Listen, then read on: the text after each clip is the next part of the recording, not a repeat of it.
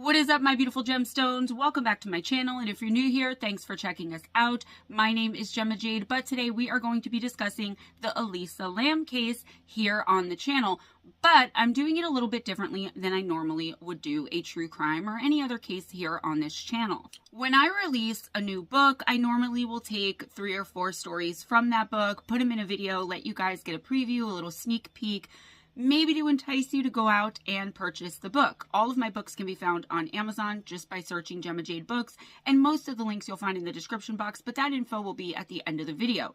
However, for my newest book that was released about 2 weeks ago, Gone Mysterious Disappearances, Volume 5, I decided to finally cover the case of Elisa Lam.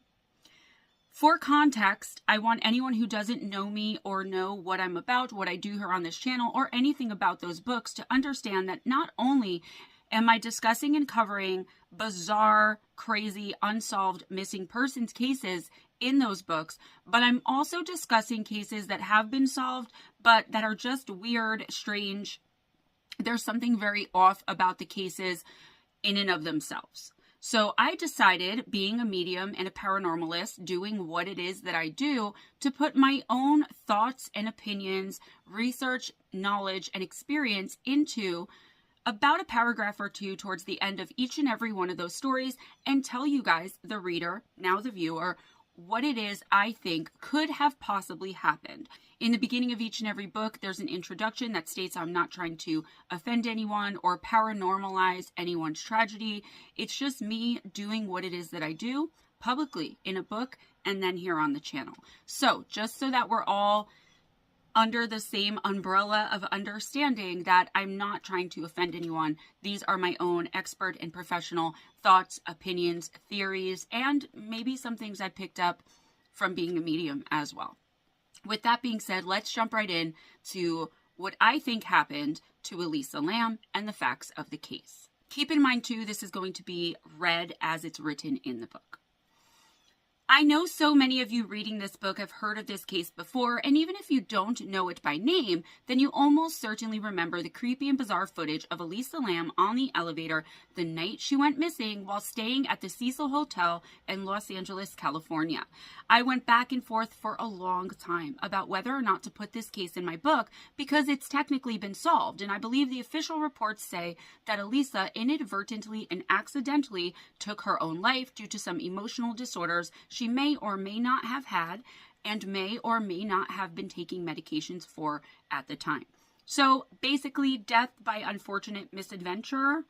This never made any sense to me, and I thought it was finally time for me to bring this to this series. I decided to cut through all the speculation as best as I could with such a high-profile and widely discussed case and bring to you all the facts as I've come to know and understand them. So, what really happened to Elisa Lam?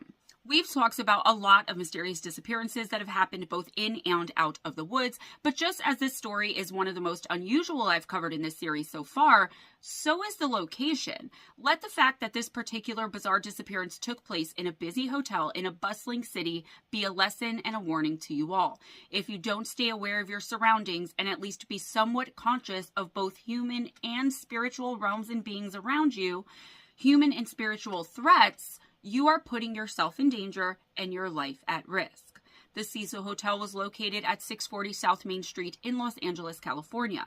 Since this happened, the hotel has since tried to rebrand and the name is now Stay on Main, but the building itself has an unusual and somewhat dark history all its own. For the purposes of this story, I will be referring to the hotel as the Cecil.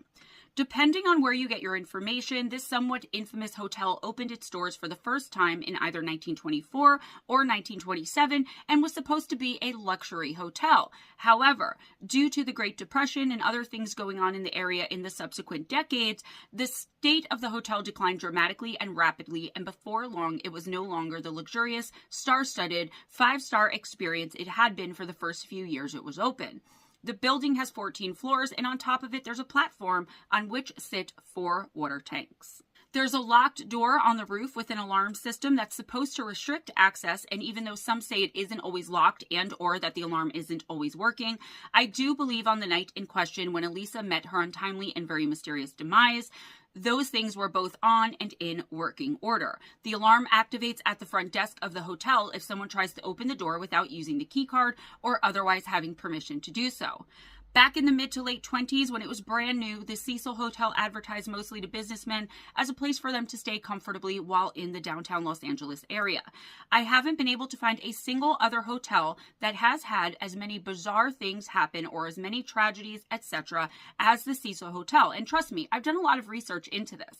This case specifically is the reason that I look into the property and building history of each and every hotel that I ever stay at. And that's no joke. For example, the Night Stalker, known now as the infamous serial killer Richard Ramirez, who was convicted of killing 13 people in the Los Angeles area from 1984 to 1985, stayed there frequently during the time he was committing those murders. He lived on the 14th floor and paid $14 a night. Ramirez made many statements about Satan and worshiping Satan in court in front of the many news cameras, and indeed, these killings were thought to have been ritualistic and done in the name of honoring the Dark Prince. He was convicted not only for 13 counts of murder, but also for 5 counts of attempted murder, 11 sexual assaults, and 14 armed burglaries. Richard Ramirez wasn't the only known serial killer to have spent time in the Cecil Hotel, though. In 1991, a very well-respected Austrian journalist and television host named Jack Unterweger came to the United States and stayed at the Cecil Hotel. Because he was a well-known journalist, no one batted an eye when he said he was in Los Angeles to cover the high crime and prostitution happening in downtown Los Angeles at the time. Unterweger even went on ride-alongs with the LAPD and met some of the known prostitutes and got a taste of just what was happening in the city at that time, just as he allegedly was there to do. During his 5-week stay at the Cecil, he murdered 3 prostitutes right there in his hotel room. In 1964, a woman named Goldie Osgood, who was a longtime resident of the hotel, was sexually assaulted and then stabbed to death in her room. She's come to be known as Pigeon Goldie. Her case is still unsolved. During the 1950s and 1960s, the Cecil Hotel gained notoriety, though not in a good way, for being the location with the most self-unalivings. On October 22, 1954, a woman named Helen Gurney jumped out of her window at the Cecil and landed on the hotel's marquee. On February 11, 1962, Julia Moore jumped to her death out of her bedroom window from the hotel's 8th floor. She died instantly upon hitting the ground below. On October 12, 1962, a woman named Pauline Otten also jumped out of the window of her 9th floor hotel room and landed on an innocent passerby, a man named George Giannini. Both of them died instantly upon impact. Suicides, serial killers, and murders are sprinkled all throughout the history of the Cecil Hotel, but the room numbers for where these people were staying were never released to the public in the following articles written about them. There's a whole lot more in the history of the Cecil that I could get into, but for this book, because this is coming from the book, I really want to focus just on Elisa Lam's case. I've tried to include as much as possible, but if you're still interested, a simple Google search will take you down a very, very deep rabbit hole. Good luck getting yourself back out. That's all I'm going to say. When all of this happened in January of 2013, Elisa Lam was a 21-year-old student studying psychology at the University of British Columbia in Vancouver, Canada.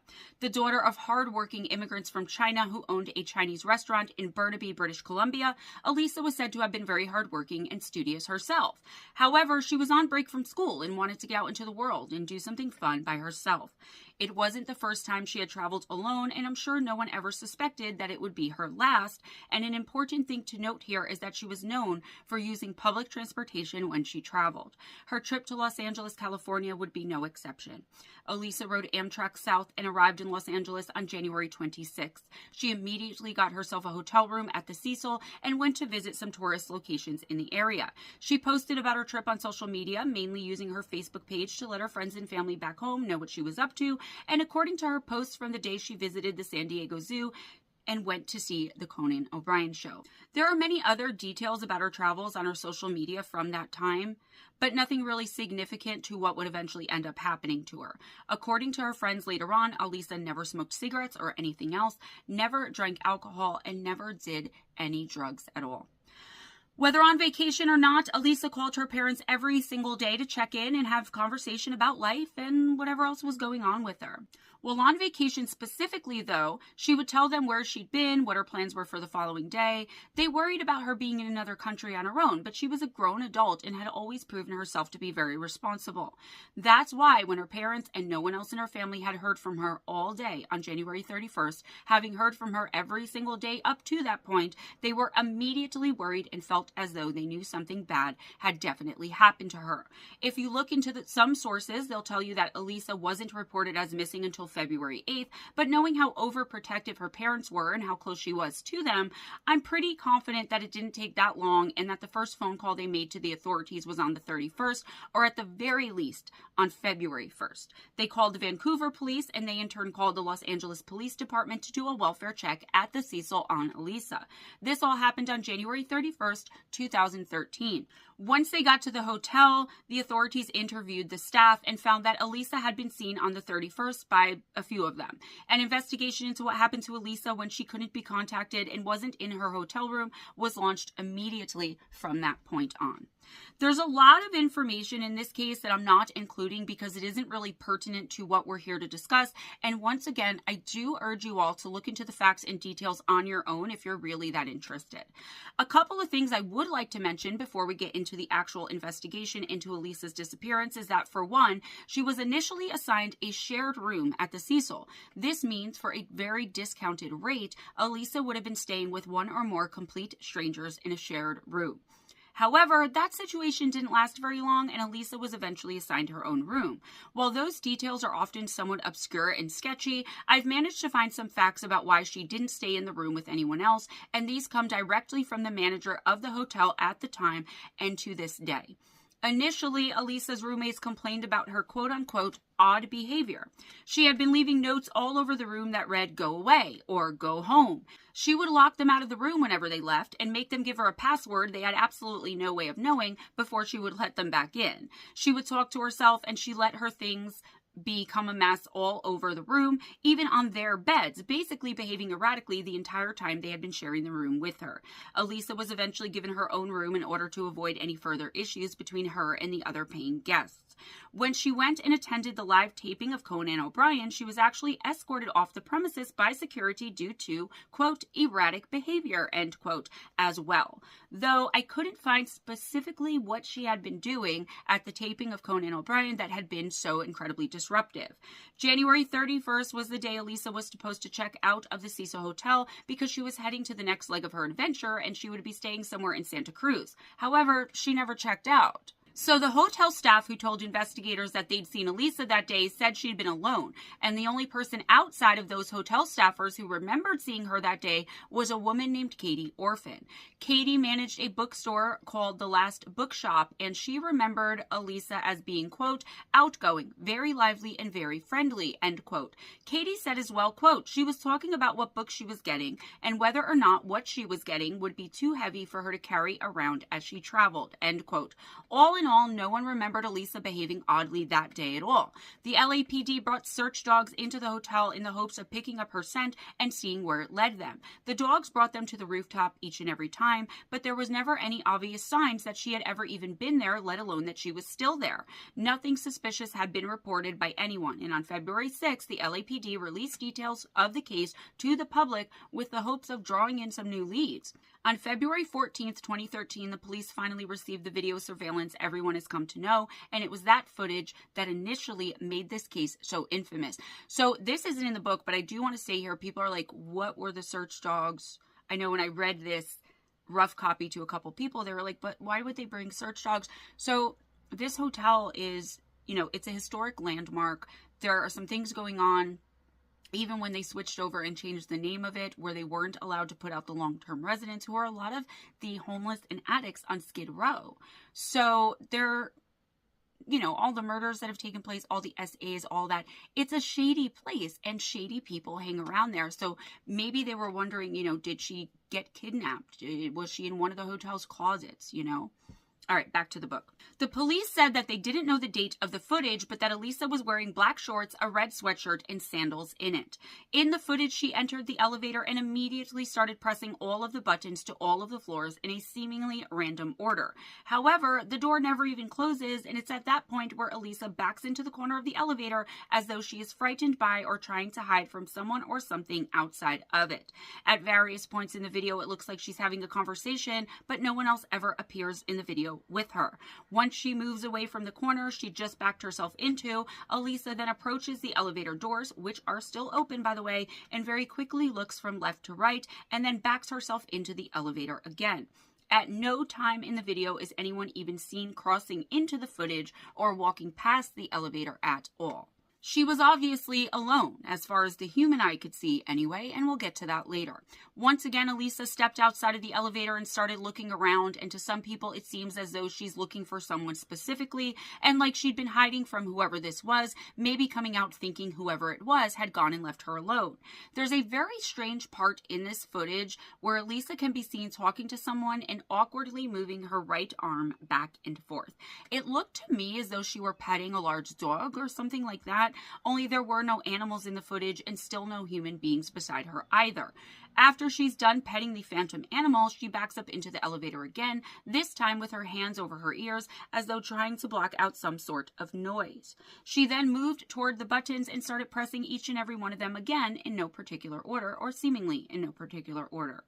The door still hadn't closed at this point, and once again Elisa exited the elevator, this time in a somewhat crouched position, while simultaneously moving her hands all around the doorway. It seemed like she was trying to figure out what, if anything, was blocking the doors from closing for all of that time, especially despite the fact that she had just pressed every single button.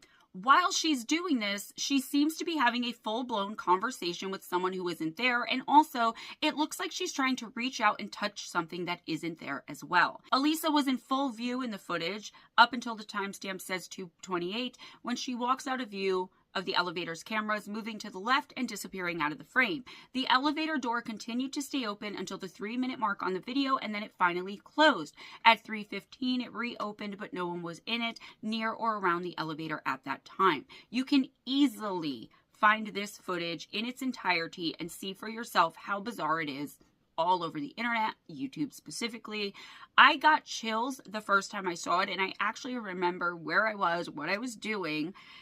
The more I looked at it through the lens of my extrasensory abilities, the more terrified I became, and I don't watch it anymore, which is one of the reasons I'm not putting it here, but also because that's just not really something I know how to do that well.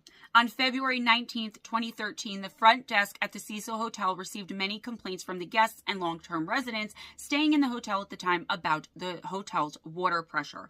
Apparently, it was very low when coming out of the showers and other faucets in some of the rooms. Some of them even said the water tasted and smelled absolutely foul and that the odor coming from it was disgusting. A maintenance worker was sent to the roof of the hotel to check the water tanks. I should note here too that while bringing his ladder up there, he had to swipe his card for access and shut down the alarm. He was not able to just open the door and gain access to the roof without the alarm sounding unless he shut it off. That will play a role here in just a few moments. The 4 water tanks held 1,000 gallons each, and they all sat on a platform that stood approximately 4 feet off the roof of the hotel. Each one of the tanks is 4 feet wide and 8 feet tall, and the only way to see inside any of them is to get to the top.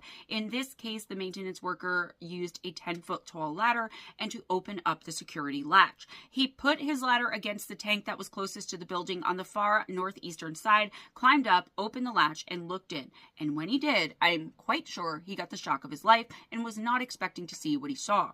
The body of an Asian female was found floating face up and naked inside of the tank. He immediately called the LAPD, and they quickly responded with patrol units and detectives from their robbery homicide unit. The opening in the tank was far too small for them to be able to remove the body by taking it out that same way, and they had to cut a larger hole in the top in order to finally get the body out. Investigators immediately noticed that there were no signs of trauma anywhere on her body, and they found her clothing and sandals inside of the tank as well. Elisa's body was transported to the Los Angeles County Coroner's Office, and it took the investigators several hours to take all of the necessary photos of the location, the measurements of everything needed, and they spent all of those hours trying to better understand understand the scene and what had actually happened there as well. A broadcast from CBC Canada that aired on February 20th, 2013 said that they'd scheduled an interview with the LAPD in order to discuss the Elisa Lam incident, but that the interview had been canceled by authorities at the last minute. The network was told that the so-called higher-ups in the police department had handed down orders that no one was allowed to discuss the case.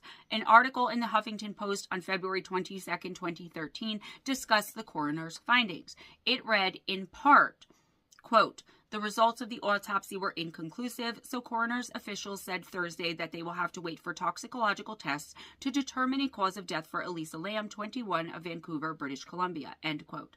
Just in case you aren't aware, I've talked about this a lot in my previous 4 books in this series, and I also discuss it all of the time. I mean, all of the time here on my YouTube channel. This is a very familiar statement made by coroners in cases like this all of the time. And in my opinion, it's basically just a generic way to say that they aren't really sure what happened at all and to keep more questions at bay for just a little bit. I also think, in some cases at least, that this is a way for them to keep what they do know to themselves as well. Because let's be honest, I don't think at all that no one ever figures out that something beyond the ordinary is happening in these cases. They just aren't ever willing to admit it to the public, and oftentimes not willing to admit it to one another. The media in both the United States and Canada put pressure on the LAPD for months, trying to force them to give some answers about this case, but the agency continued to stall. It only takes 4 to 6 weeks for standard toxicology tests to be completed. So when there were still no answers as of April of 2013, people were getting very frustrated, wondering why the coroner was delaying making a determination on the cause of death in this case, knowing full well that the results have had to have gone to them already. Finally, on June 20th of that same year, 2013, the coroner released its official finding and ruled Elisa's death, quote, "an accidental death by drowning," end quote. Well, that isn't much of a surprise now, is it? We see this all the time too, and I even talked about it a little bit in the case I just wrote about in this book before this one, so the previous case in the book. No illegal drugs were found in her system, but they never tested for GHB. That's an important fact because a lot of the cases I've talked about with you where the young college-aged men go missing and end up at some point in nearby water sources, there has been GHB found in their systems once the authorities started testing for it. GHB isn't something that's tested for automatically, and this case has already been so much longer than any one I've written about throughout the last 4 books that I'm not going to go into the GHB stuff here and now. I did go into it in one of my previous books, if that helps. I hope you will either look it up on your own as it pertains to what we're talking about here today, or if you've already read my past books in this series, you'll know exactly what I'm talking about already. The 0.2% alcohol found in Elisa's system was more than likely due to the decomposition of the body. It's very normal. While the coroner has openly given their report to anyone looking into this case who has asked for it, the LAPD is allegedly refusing to hand over any of their documents, regardless of the situation and whether or not they're legally required to.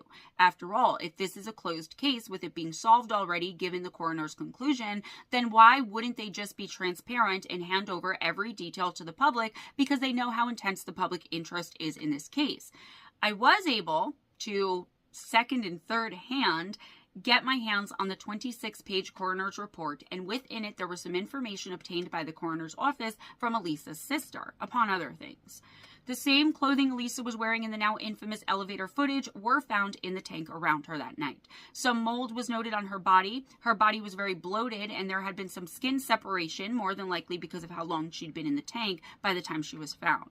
Elisa's sister said that she was diagnosed as being bipolar and that she would sometimes suffer bouts of depression, but had never been suicidal. Her sister also stated that she had been on 4 different prescribed medications for these conditions at the time of her death. The coroner's report stated that her stomach contained, quote, scant red fluid, end quote, and that, quote, portions of tablets and capsules cannot be discerned in the stomach, end quote. I want to show you all here exactly what some of this report said, word for word, so later you can maybe understand how bizarre this whole thing is, even more so than what we've already seen on the surface here. Page 10 of the official Los Angeles County Coroner's Report says, and bear with me here, listen closely, quote, the decedent died as a result of drowning. A complete autopsy examination showed no evidence of trauma, and toxicology studies did not show acute drug or alcohol intoxication. Decedent had a history of bipolar disorder for which she was prescribed medication. Toxicology studies were performed for the presence on these drugs. However, quantitation in the blood was not performed due to the limited sample availability. Therefore, interpretation is limited.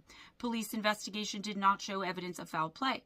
A full review of the circumstances of the case and appropriate consultation do not support intent to harm oneself. The manner of death is classified as an accident." End quote. This is going to end up being very, very, very important. So if you're still with me, keep listening. I found an additional official report that was included with the original report, and this one is titled, quote, "Los Angeles County Department of Coroner Criminalists Report," end quote. And while the whole thing was very interesting to read, as someone very invested in this case, I want to skip a lot of it and just show you one interesting note contained within. Quote, "Several dark hairs or fibers, at least several inches in length, were noted on a couple of garments. The fibers and debris were left in place with the clothing items," end quote. Now, I want to talk about why we're really here. Those are the facts of the case to the best of my ability to tell them to you, to recount them, to have researched them. But why are we here? The cause of death that the coroner's office and the LAPD agreed upon in this case was that she died of an accident. She died on accident, misadventure, maybe. If that's true, then a lot of things would have to also be true at the same time. And for me, I cannot accept most of it. Meaning, in order for her death to have been an accident, you would also have to believe that Elisa Lam went to the roof of her own volition, somehow climbed 8 feet to the top of the tower, all without any assistance from ladders or anyone else helping her to do so. So then, somehow, she also had to have gotten the locked door open without any key or key card, and she did this without triggering the alarm that alerted the front desk.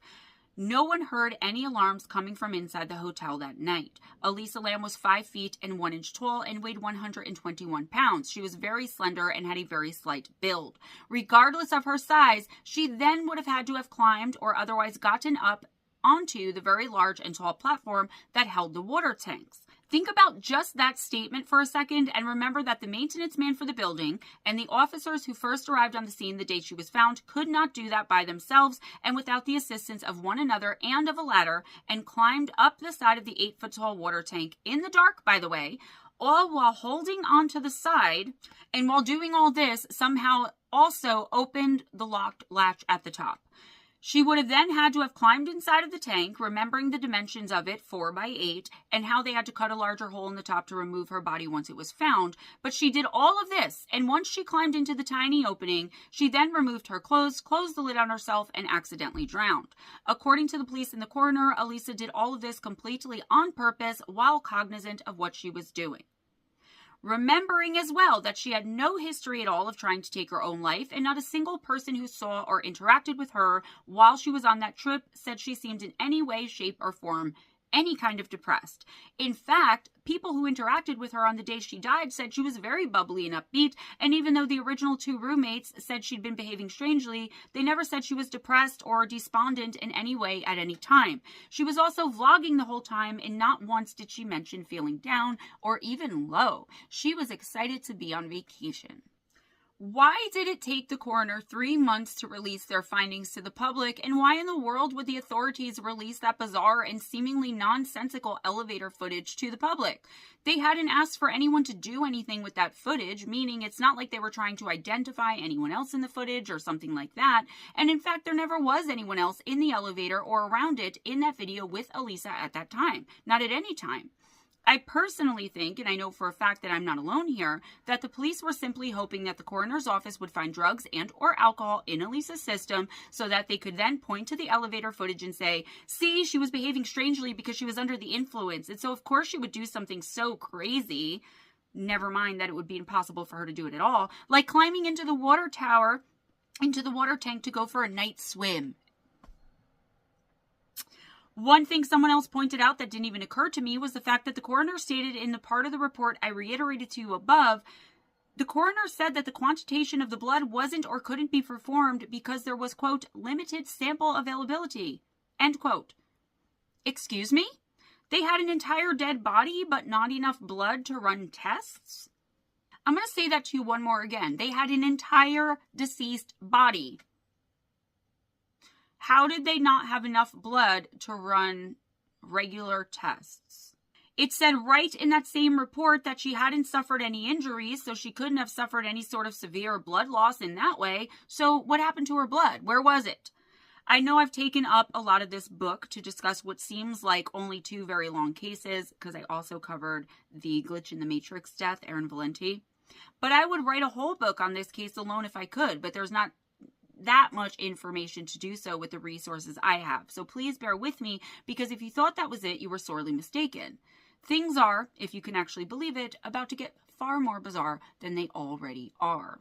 It's important to discuss some of the so-called conspiracy theories around this case because, as many of you know, sometimes they aren't conspiracies at all and have at least some grain of truth to them as far as what could have possibly happened to her. Let's talk about Lamb Elisa. Yeah, I said that correctly. 2 days after Elisa's body was pulled out of the water tank, the Los Angeles Times newspaper had these details about a local outbreak of tuberculosis. Quote, the Centers of Disease Control, CDC, and Prevention have dispatched scientists to Los Angeles to help local health officials figure out why the disease is spreading and how to stop it, end quote. That same article said, quote, scientists have recently linked the outbreak to one tuberculosis strain that is unique to Los Angeles with a few isolated cases outside of the area, end quote. The director of the Los Angeles County Department of Public Health said about it in a statement, quote, this is the largest outbreak in a decade. We are really putting all of our resources into this. End quote. Many articles covering this outbreak said that the scientists would be using something called the Lamb Elisa test on possible victims of the outbreak in order to identify whether or not they had been infected with the disease. So this is all a coincidence then. Please go back and reread all of the last paragraph or re-listen to the last 5 minutes if you really can sit there and say this is nothing more than time and space colliding into a situation completely and totally isolated from what was happening at the Cecil with Elisa Lamb at the time. I'm not saying one way or another what I actually think all of this means or why, because I don't have any idea. I just have absolutely no patience for people who call things like this coincidence or conspiracy theories, because there's just no possible way a rationally thinking human being could think that's all it is. It's spelled exactly the same her name is spelled, just backwards. Lamb Elisa, Elisa Lamb. I don't know what it means, but I'm telling you it means something. Let's think back as well to the fact that the LAPD brought canines into and all around the hotel to try and pick up Elisa's scent, and they eventually ended up on the roof. Now, I understand that once she was in the water, they might not have been able to pick up her scent anymore, but how in the world is it possible there was no scent of her up there at all, and that the dogs were ever able to detect? They just got up there and sat. They didn't go around the water tanks or anything like that. It's just like all of the missing people in the woods in the cases where almost every single time when the person disappears under mysterious circumstances, the dogs who are trained to pick up the scent of the person who is missing are completely confused and or unable to do so. Oftentimes, they'll simply sit down as if they're getting nothing, but sometimes they behave bizarrely, like by chasing their tail or walking around and around in circles. This case has tormented me for years, and that's one of the reasons I was so reluctant to bring it to this series. There's so much opinion, rumor, and speculation surrounding this one case that it's almost impossible to get accurate and factual information together to present it to you all here. But I was finally able to do it, and I'm glad I did now. There are a few more so-called coincidences surrounding this case that I didn't discuss here, but if you're interested, then just watch the horror movie called Dark Water, and you'll find at least one of them. I'm now going to briefly talk about what I think could have happened here, but honestly, this is the most bizarre case I've ever come across, and the supernatural forces behind whatever happened to this poor girl are ones I'm not sure I've ever yet come up against. The elevator footage itself leads me to believe that Elisa was under some sort of spiritual attack. I've spoken to several body language experts and have watched many of them talk about this case online as well. Most of them agree that the elevator footage did not show a young woman who was terrified or scared in any way, not even a little bit. In fact, they believe she was being openly flirtatious and even sexual in how playful she had been in that footage.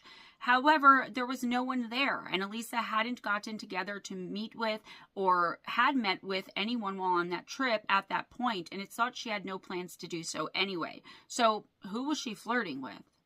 I believe there's a terribly dark and probably demonic force at that hotel, that the hotel itself, the land, the property, the very soul of that place is evil and demonic. I know this is going to sound funny to some people, but American Horror Story, the season called Hotel, the one with Lady Gaga, the first one, was based off of the creators of the show having seen the elevator footage of Elisa Lam. Though that season had a somewhat happy ending, I honestly don't think anyone who is associated with the Cecil, or as it's now called, the Stay on Main, ever will. The force behind it chooses its victims carefully, and once it does, they just don't stand a chance. I believe Elisa was overtaken by whatever the force was the moment she entered the hotel, as is evidenced, in my opinion, by her bizarre behavior toward her original roommates. Was she telling them to get out or go home, or was it the force trying to get them to leave or otherwise get her away from them in order to try and isolate her faster? Elisa was a foreigner traveling alone in another country, and with her having a history of bipolar disorder, it means her senses would have been less strong when she came across such a powerful and dark force. I believe she was having a very real conversation with a supernatural entity, probably a demon, while she was in that elevator. I say very real because I'm sure she had no clue who or what she was dealing with, and more than likely it lured her up to that roof and did what it did to her as a sacrifice. Think about all of the other tragedies I've talked to you about here in this book in this case. Also, that I talk about all the time on this channel. To be honest, that was only a handful out of dozens or more. It played with her, overtook her mind, and then killed her. Because it took so long for me to go through the details with you, I'm trying not to take as long in explaining what I feel happened here, and with that I'll end this one with this thought. I think literally anything supernatural or paranormal that could be said to have happened here in this case makes way more sense than anything the authorities came up with and tried to feed to us. As ridiculous as my explanation might sound to you, go back and go through the information I gave you, and then what the official and expert opinions in this case were, and tell me if anything I've said to you or any opinion I've had is any more ludicrous or unbelievable than that. That's all I have for you today, guys. Please give this video a big thumbs up if you enjoyed the content. If you enjoyed spending this time with me, spread the love by sharing this video. As many of y'all know, I took the week off last week. My birthday was Saturday, March 1st, but I was sick. So now I'm back in full effect, in full force. Thank you for making Gone Mysterious Disappearances Volume 5 become a #1 new release. I still would like to get it to bestseller, so link in the description box, or just go to Amazon and type in Gemma Jade Books. Next is going to be Encounters with Evil. Remember my second book I ever wrote that you guys liked so much? My first ever bestseller? Yeah, baby, we're doing a part 2. All right. And this is like 4 years later. So I feel like I'm a much better writer. And we're going to have a lot of really, really scary, real, true life evil encounters in that one. If you want autographed copies of any of my books, or if you want to contact me, get in touch with me for anything, send in your own personal encounter stories, whether it be for Encounters with Evil or for my Listener Encounter series, which I would like to do another one real soon. For any and all correspondence, email me, GemmaJadeParanormal@gmail.com. Check me out on my socials. I'm just starting to use Instagram. It's GemmaJadeYT. I'm on Facebook, just Gemma Jade, but that's kind of like a personal / professional account. I do have to go fully professional on there. I know. TikTok, GemmaJadeYT. I get a little bit more political, so you may not want to check me out over there. I don't know. I've also posted a few things on X. It's all Gemma Jade or GemmaJadeYT. So I'll do the best I can to put all that up on the screen. But reach out, support me throughout multiple platforms, guys. I'm trying to get out there and just make myself as big as possible, obviously, because this is how I make my living. With that being said, PayPal, Cash App, all donations, definitely appreciated. Thank you for all the birthday gifts, birthday love, birthday donations. You guys just made it so much more tremendous than it already was. Anyway, guys, donations are how I make a living right now. I don't have a writing contract currently. I am trying to get one. I don't work outside of the house right now. I have a 6-year-old. So please, anything you can donate to PayPal and Cash App, I do appreciate it. If you want to send me a gift, Amazon wish list gift link is in the description box. Also, make sure you're supporting my YouTube shorts. They're anywhere now from 15 seconds to 3 minutes of your time, and it does wonders for promoting my content, pushing it out to new people and more people, and helping me grow not only my channel, not only this YouTube channel, but my brand, my name, and my businesses. For information on personal intuitive oracle readings, whether a remote or through video chat, you can also hit me up at my email address, which will, all of this information I'm telling you right now is also found in the description box, guys. So I'm just going to end it right there because I am rambling a little bit. I kind of missed missed doing this. I did miss putting out a video last week. So be kind to each other, guys. It doesn't cost anything. Be kind to yourselves and never accept anything less than others being kind to you. If nobody told you today, you're amazing. Don't give up. You've got this. Surround yourself with as much love and light and positive energy as you possibly can, whether you're gaining that from other people or putting it out and shining your light into the world yourself. I believe in you. I got your back. Always go in grace. Smile at a stranger. And I'll see you guys next time. Bye.